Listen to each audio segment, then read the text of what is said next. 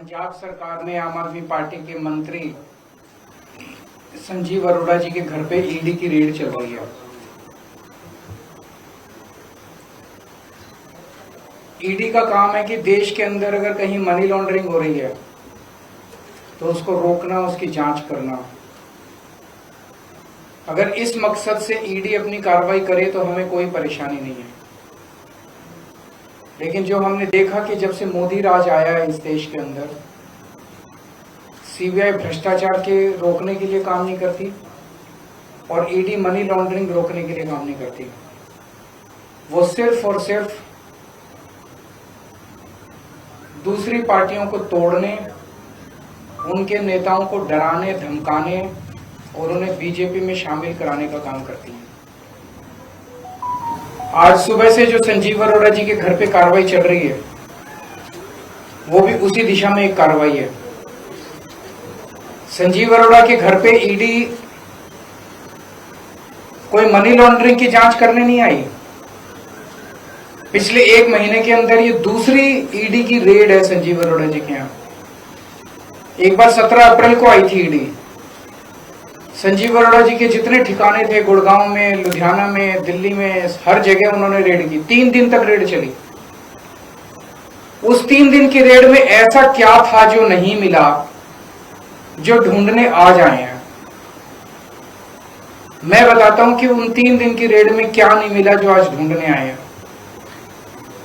उसी वक्त अशोक मित्तल जी के यहां रेड हुई, उनके यहां भी 3 दिन रेड चली और उस 3 दिन की रेड के बाद अशोक मित्तल जी ने बीजेपी ज्वाइन कर ली।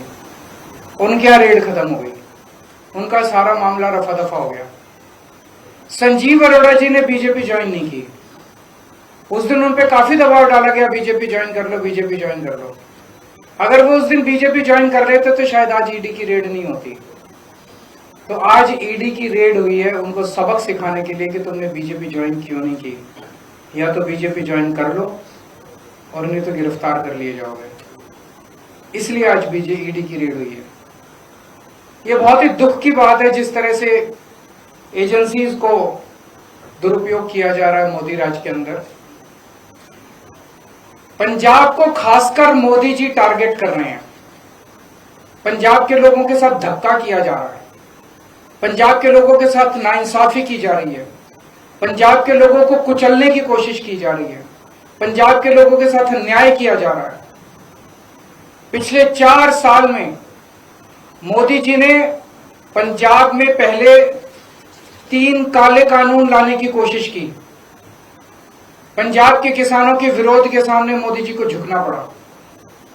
पिछले 4 साल से ग्रामीण विकास का हजारों करोड़ रुपया, जिससे मंडियों की, गांव-गांव की सड़कें बननी होती हैं, वो प्रधानमंत्री जी ने रोक दिया।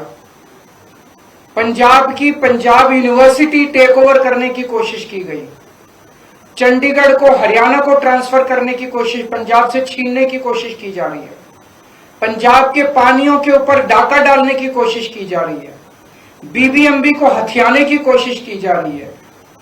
ऐसे न जाने कितने मामले हैं जो केंद्र सरकार और मोदी जी पंजाब के लोगों के साथ धक्का कर रहे हैं।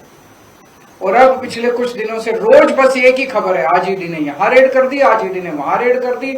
जैसे ही बंगाल के चुनाव खत्म हुए, ईडी की पूरी दिल्ली की टीम, केंद्र की टीम सारी जो है वो पंजाब के अंदर आ गई है।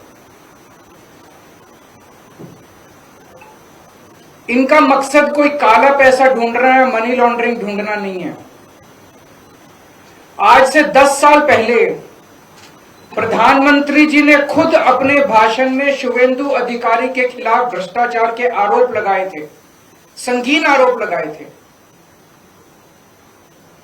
कोई देश का प्रधानमंत्री अगर किसी के खिलाफ संगीन आरोप लगाए तो छोटी बात नहीं है।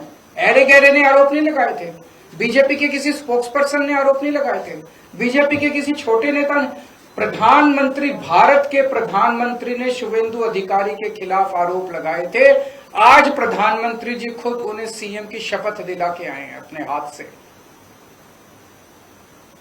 अमित शाह जी ने हेमंत बिश्व शर्मा के खिलाफ भ्रष्टाचार के संगीन आरोप लगाए थे, उसको इन्होंने असम का मुख्यमंत्री बना दिया। अजीत पवार के खिलाफ प्रधानमंत्री जी ने खुद भ्रष्टाचार के आरोप लगाए थे, उसके 6 दिन के अंदर उसको महाराष्ट्र का उप मुख्यमंत्री बना दिया। शुभेंदु अधिकारी के खिलाफ ईडी नहीं जाएगी, ईडी संजीव अरोड़ा के खिलाफ जाएगी। हेमंत बिश्व शर्मा के खिल को गिरफ्तार नहीं किया जाएगा, गिरफ्तार केजरीवाल को किया जाएगा। अजीत पवार को गिरफ्तार नहीं किया जाएगा, गिरफ्तार मनीष सिसोदिया। क्यों? उन्होंने सबने बीजेपी ज्वाइन करी। तो इनका मकसद देश से भ्रष्टाचार दूर करना नहीं है, इनका मकसद मनी लॉन्ड्रिंग रोकना नहीं है, इनका मकसद केवल और केवल दूसरी पार्टियों के नेताओं को तोड़ के बीजेपी में शामिल करवाना है। आज पंजाब के अंदर इनके पास चुनाव लड़ने के लिए, खड़े करने के लिए नेता नहीं है, इसीलिए दूसरी पार्टियों को तोड़ तोड़ के अपनी पार्टी में शामिल कराने की कोशिश कर रहे हैं। मैं मोदी जी को याद दिलाना चाहता हूं पूरी विनम्रता के साथ, पंजाब गुरुओं की धरती है। आज मोदी जी जो पंजाब के साथ अत्याचार कर रहे हैं, वो हमें उस वक्त की कई सौ साल पहले की याद दिलाता है जब औरंगजेब ने भारत के अंदर जगह जगह अत्याचार कर करके भारत के कई हिस्सों पे कब्जा कर लिया था। आज मोदी जी ने बेईमानी कर करके भारत के कई हिस्सों पे कब्जा कर लिया। उसके बाद औरंगजेब की नजर पंजाब के ऊपर पड़ी। पूरे देश के बेईमानी पे कब्जा करने के बाद अब मोदी जी की नजर भी पंजाब के ऊपर पड़ी है। औरंगजेब ने पंजाब के लोगों के साथ खूब अत्याचार किया,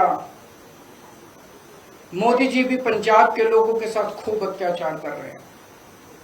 लेकिन उस वक्त हमारे गुरु साहिबान ने औरंगजेब के अत्याचार का सामना किया, अन्याय का सामना किया और अपनी कुर्बानियां दी। उनकी कुर्बानियों से प्रेरित होकर आज पंजाब के लोग खड़े होकर मोदी जी के अत्याचार और अन्याय का सामना करेंगे और पूरे देश को मोदी राज के अन्याय और अत्याचार से मुक्ति दिलाएंगे। मैं मोदी जी को कहना चाहता हूं, 4 साल पहले भी आप पंजाब के साथ खिलवाड़ कर चुके हैं, जब आपने 3 काले कानून लाने की कोशिश की थी और पंजाब के किसानों के सामने आपको घुटने टेकने पड़े थे। आज आपने फिर पंजाब को ललकारा है, पंजाब इसको बिल्कुल बर्दाश्त नहीं करेगा। मैं मोदी जी से हाथ जोड़ के विनम्रता से निवेदन करता हूं, पंजाब के साथ धक्काशाही करना बंद कीजिए। अगर आपका कोई प्रश्न है तो पूछ लीजिए। जो 5 राज्यों के चुनावी नतीजे हैं उस पर मेरा यही कहना है कि ये बेईमानी से जीते हैं बीजेपी वाले, ईमानदारी से ये चुनाव जीत नहीं सकते। मोदी जी देश के अंदर बहुत बहुत बहुत ज्यादा अनपॉपुलर हो चुके हैं। अगर ईमानदारी से एक भी चुनाव कराया जाए तो बीजेपी एक भी स्टेट इस देश के अंदर नहीं जीत सकती। सर, इट सीम्स लाइक कि अब बीजेपी पंजाब को लेके बहुत ज्यादा फोकस्ड है, बंगाल का कैंपेन उनका ओवर हुआ, तो ये कहा जा रहा है कि पंजाब जीतना उनका सपना है, बॉर्डर स्टेट आखिरी बचा है जहाँ उनकी सरकार नहीं है। मैंने तो कहा था औरंगजेब का भी सपना था और मोदी जी का भी सपना है। औरंगजेब को भी पंजाब के लोगों ने मजा चखाया था, मोदी जी ये गलती ना करें। आज ये वाला चलाइए, नहीं तो आप भटक जाएंगे। Thank you, thank you. तो आपने सुना अरविंद केजरीवाल को सीधे तौर पर भाजपा पर निशाना साधते हुए नजर आए। 5 राज्यों के चुनाव हुए हैं, उसमें जो उनकी भूमिका रही है उसको लेकर भी उन्होंने जो है सवाल उठाए हैं। साथ ही साथ जो ईडी है उस पर भी जमकर निशाना साधते हुए नजर आए हैं कि जानबूझकर उन नेताओं को टारगेट किया जा रहा है ताकि पंजाब के चुनाव भी